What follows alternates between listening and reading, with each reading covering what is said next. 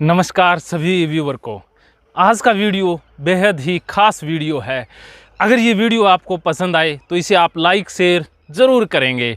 आज के वीडियो में खास ये है कि क्या मानवों की तरह पशु पक्षी, पेड़ पौधे और फूल भी एक दूसरे के प्रति आकर्षित होते हैं। तो आज इसी विषय पर हम बात करेंगे। तो मेरा जवाब है बिल्कुल, पेड़ पौधे भी एक दूसरे की तरफ अट्रैक्ट होते हैं, फूल भी एक दूसरे की तरफ अट्रैक्ट होते हैं, पक्षी और पशु तो अट्रैक्ट होते ही होते हैं, ये तो आप जानते ही हो।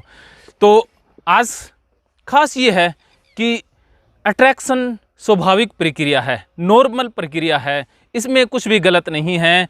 अगर मेल फीमेल की तरफ अट्रैक्ट होता है और फीमेल मेल की तरफ अट्रैक्ट होती है तो इसमें कुछ भी गलत नहीं है। लड़का एक उम्र के बाद लड़की की तरफ अट्रैक्ट होता ही होता है और लड़की लड़के की तरफ अट्रैक्ट होती ही होती है। ये स्वाभाविक प्रक्रिया है, ये स्वाभाविक एनर्जी है, ये कुदरती प्रक्रिया है।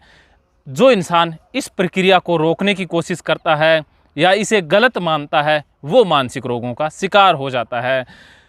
डिप्रेशन के पीछे भी मुख्य कारण इस सेक्सुअल एनर्जी को दबाना ही होता है। कन्वर्जन डिसऑर्डर जिसमें हिस्टीरिया है, जिसमें सोमेटाइजेशन एक डिसऑर्डर है, जिसमें छाती में भारीपन महसूस होता रहता है, हाथों पैरों में बदल बदल करके दर्द होता रहता है और बहुत सारी रिपोर्टें करवाई जाती है, इन्वेस्टिगेशन करवाई जाती है, रिपोर्टों में कुछ निकलता नहीं है लेकिन दर्द फिर भी बना रहता है। तो उसके पीछे भी ये दबा हुआ घुटा हुआ डिप्रेशन ही कारक रहता है।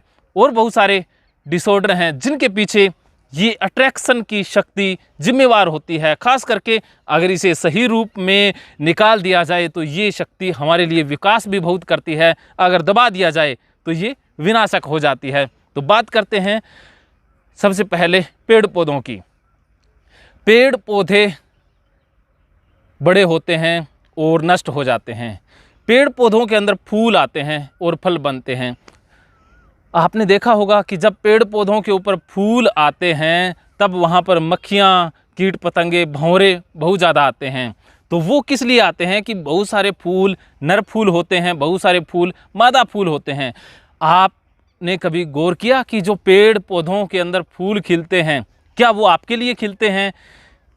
कदापि नहीं। ये फूल अपनी मौज में खिलते हैं। जो नर फूल खिला है वो मादा फूल को अट्रैक्ट करने के लिए खिलता है और जो मादा फूल खिला है वो नर फूल को अट्रैक्ट करने के लिए खिलता है। तो इस प्रक्रिया में भंवरे, कीट पतंगे अहम रोल निभाते हैं। तो जो फूलों के अंदर परागकण हैं उसको एक दूसरे तक पहुंचाने का कार्य हवा करती है, ये मक्खियाँ करती हैं, ये भंवरे करते हैं या अन्य कीट पतंगे इसी वाहक का कार्य करते हैं कि नर फूल का पराग मादा तक पहुंचा देते हैं और उसी से आगे फिर बीज बनते हैं। उसी से उस पौधे के बीज बहुत सारे इस प्रकृति में बिखर जाते हैं। तो ये प्रक्रिया स्वाभाविक है। आपने कभी गौर किया कि मोर जब डांस करता है, सुंदर नाचता है, पंख फैलाता है, वो किसके लिए फैलाता है? क्या वो आपके लिए फैला रहा है? आप देख रहे हैं इसलिए वो कर्तव्य कर रहा है? कभी नहीं। वो आपके लिए कर्तव्य नहीं कर रहा है, वो अपनी मोरनी को अट्रैक्ट करने के लिए ये कर रहा है। उसकी मोरनी रूठी हुई है या जो मादा मोर है उसको अट्रैक्ट करने के लिए जो नर मोर है वो अपने पंखों को फैलाता है, सुंदर सा वो बनाता है दृश्य। इसी प्रकार बाकी बंदर भी इस तरह की एक्टिविटी करते हैं। जो मेंढक है, मेंढक भी अपनी मेंढकी को आकर्षित करने के लिए अलग अलग आवाज़ें निकालता है, बहुत सारे व्यवहार करता है। तो और बाकी जो जीव जंतु है वो भी अपने साथी को अट्रैक्ट करने के लिए अलग अलग हरकतें करते हैं। आपने कभी गौर से देखा कि जो सब्जियों की बेलें होती है, जिसमें तोरी है, घिया है, पेठे की बेलें हैं और बहुत सारी सब्जियों की बेलें हैं, उनके अंदर दो तरह के फूल आते हैं। एक फूल मादा फूल होता है जिसके पीछे छोटी सी सब्जी की शुरुआत हो रही होती है और दूसरा फूल होता है नर फूल होता है जिसमें कुछ नहीं होता। तो अगर आप नर फूल को हटा दें तो मादा फूल भी मुरझा जाएंगे, सब्जियों की जो आवक है वो रुक जाएगी क्योंकि सब्जियां पनपेंगी ही नहीं। तो जो मादा फूल है उसको पराग मिलता है नर फूल से, फिर वो सब्जी की शुरुआत होती है। तो मैंने देखा एक बार माली क्या कर रहा था, जो नर फूल है उसको तोड़ता है और मादा फूल के अंदर ऐसे फंसा देता है। तो मैंने पूछा ये क्या कर रहे हो? तब उन्होंने कहा ये जो सब्जी लगी हुई है ये वरना ख़राब हो जाएगी, ये बढ़वार नहीं करेगी, मैंने ऐसा कर दिया इससे बड़ी हो जाएगी। तो मुझे संतोषजनक उत्तर तो नहीं मिला, लेकिन आज समझ में आ गया कि उसका ऐसा करने के पीछे मकसद क्या था। वो नर और मादा फूल के जो परागकण हैं उनको मिला रहा था, उससे आगे की शुरुआत हो जाती है।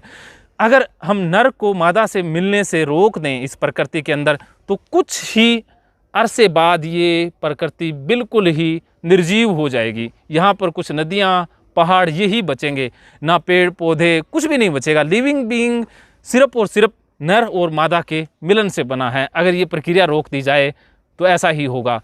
ये प्रक्रिया खराब प्रक्रिया नहीं है, एकदम स्वाभाविक और सहज प्रक्रिया है। ऐसा होना ही होना है। ऐसा बच्चों में भी होता है, ऐसा पेड़ पौधों में भी होता है, फूलों में भी होता है, जितनी सब्जियां खाते हैं उनमें भी होता है, फलों में भी होता है। सब चीज़ों का निर्माण इसी प्रक्रिया से होता है, तो इसमें कुछ भी गलत नहीं है। तो अब आगे हम बात करेंगे नेक्स्ट वीडियो में कि जो लड़का है लड़की के प्रति अट्रैक्ट होता है, उसके पीछे और क्या मनोवैज्ञानिक कारण रहते हैं।